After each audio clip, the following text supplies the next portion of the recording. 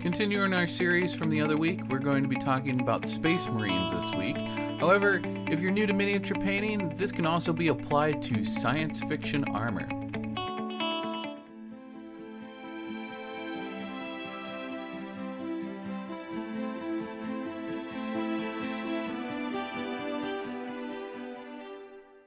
If you haven't seen our video from last week, we were talking more or less about fantasy miniatures and fantasy armor.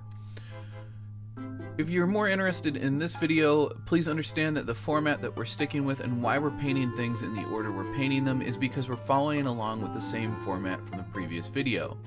This is Games Workshop's preferred way for you to paint. Now, we're going to be taking things one step farther in this video, and I'm going to start splashing in some of the ways that I paint things that I think work really well for beginners to help take your model to the next step. One of the relatively easy things that you can do to take your painting to the next level is to add battle damage. The model you see on screen is actually a really excellent example that GW has put out recently of how your battle damage should look when you're done. It should tell a story. Most of the impact should come in from the same direction, and very little of it should come from behind, as a Space Marine would not normally be running away from combat. You'll need some kind of pin vise for this work. I'll actually be using these drill bits that are meant for a CNC machine. They do a really good job, and those are the numbers if you want to order them on Amazon for yourself. Normally, if you were to try to drill into a round surface, you would find that your drill bit just kind of skips around, even with plastic. If you take the tip of your razor knife and start the hole that way, and then move over to your drill bits, you'll find that you have less problems with it. There's two secret tips to making this look really good. The first is you want to use a drill bit about half the size of what the hole will end up being. The second of which is if you go a little too deep, to put just a small amount of green stuff or some kind of putty in the hole to help shallow it out. Again, we want these to look like hard impacts, but we don't want these to be bullet holes that punch all the way through into the armor. With sci-fi armor, very rarely do we get full penetration. If you're new to Games Workshop, or you really like the way that their paint schemes look, they actually have an app known as the Citadel Color app, and you can go in and you can select what type of color scheme or miniature you want to try and replicate, and then you can interact with the app by simply clicking on various different paint schemes or different parts of the model, and it will do its best to tell you how it achieved that effect. This is really great for beginners, but in my personal opinion, you want to try and push away from this kind of early on. It's a great tool for referencing the box art and figuring out what colors were used, but try not to be too reliant on it. Now that all the introduction is out of the way, we can start out with a tone that is slightly brighter than what our base tone is, and in all the areas that the sun would be interacting with the armor, we can go ahead and coat those in that slightly brighter color.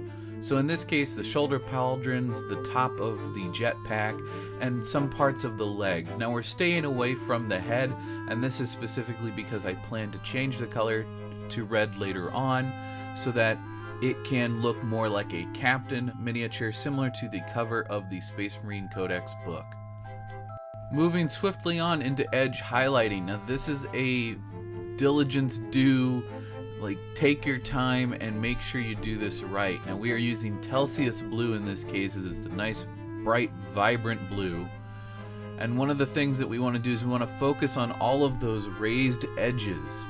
And we just want to go through, and any sharp edge on any shoulder pauldron, any armor panel, it needs to get covered. Now with the shoulder pauldrons on this miniature, it's getting edged in gold because that's what Space Marines, or at least Ultramarines, get based with.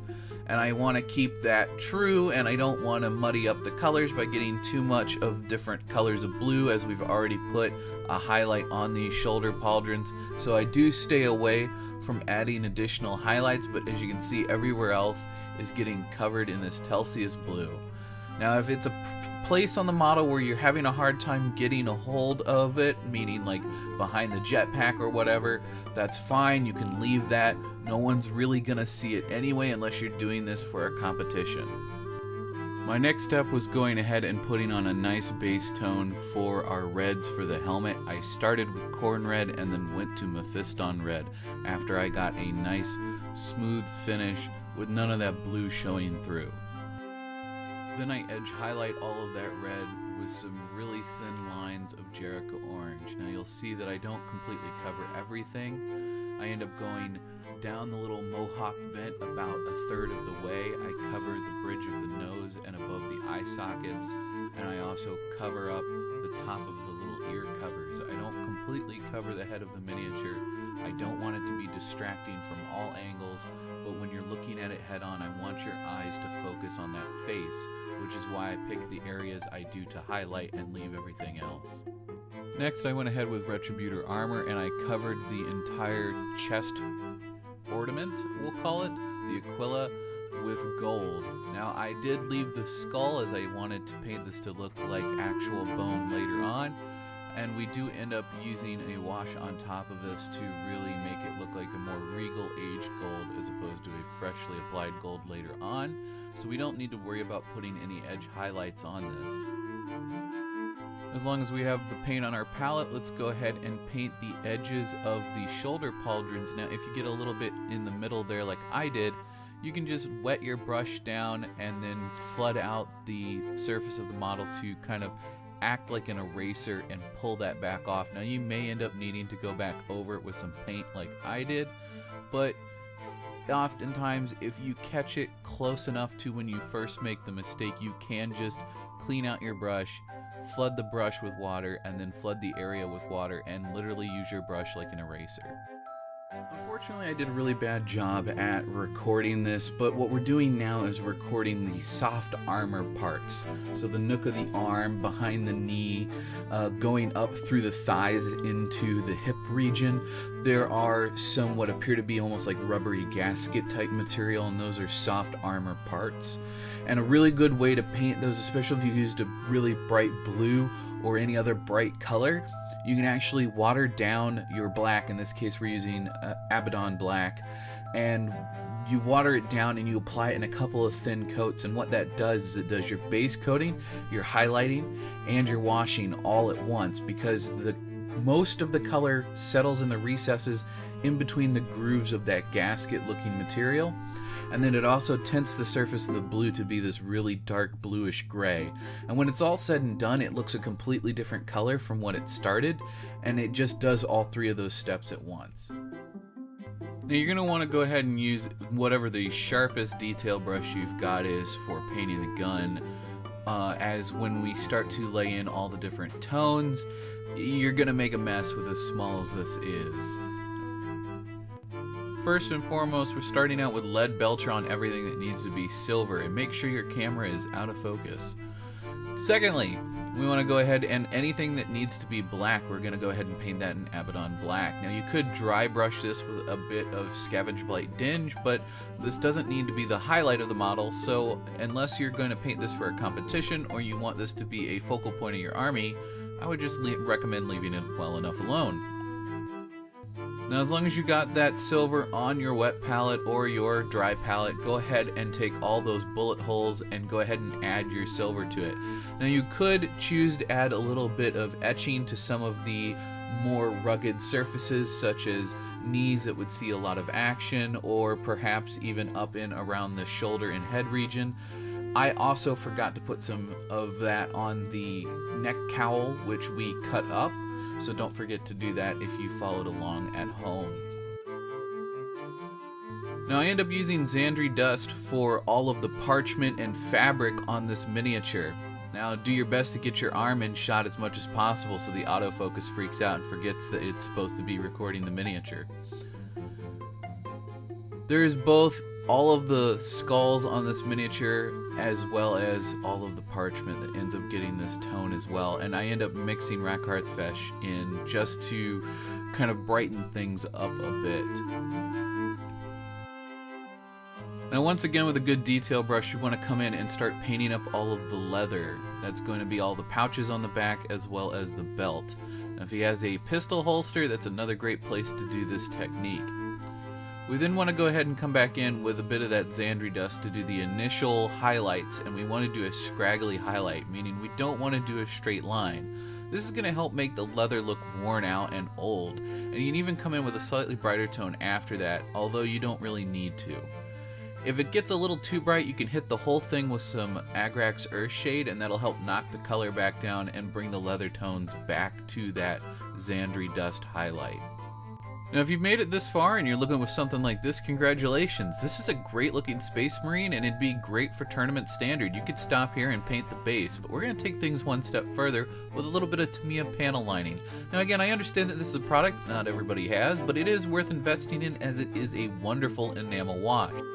Now all you need to do with this absolutely wonderful, amazing product is you need to just go ahead and very lightly touch it into the crook and recess of every single nook and cranny.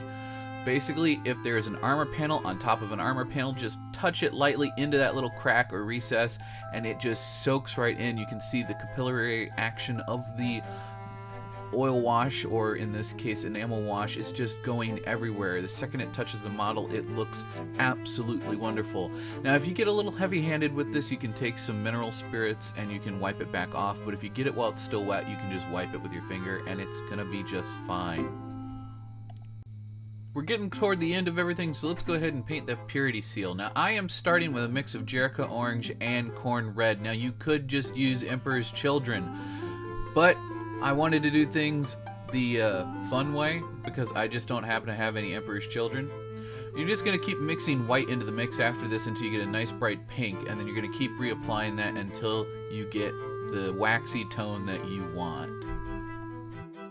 And here you have it, folks. Now admittedly we didn't show you doing the base on screen, and that's because I've done plenty of base tutorials before. I'll go ahead and link one of those now. But if you ended up with something very similar to this, you should be proud, because this is an amazing looking model and it didn't take a lot of time or effort, and we didn't deviate from Games Workshop's methods all that much. And to be honest, if you had followed Games Workshop's methods to the T, you would probably still be painting this model. If you guys haven't checked out the video from before this, we did some Stormcast Eternals and we followed along with one of the Learn to Paint sets that Games Workshop puts out, and I talk about my opinions about the kit. It would mean a lot to me if you guys would go and check that video out, but in the meantime, thank you guys so much for all the love and support you've not only shown this channel, but all of my social medias. It means the world to me. Thank you so much for all the love and support. And as always, I hope your display case is always full and your pile of shame never runs empty. Until next time, guys.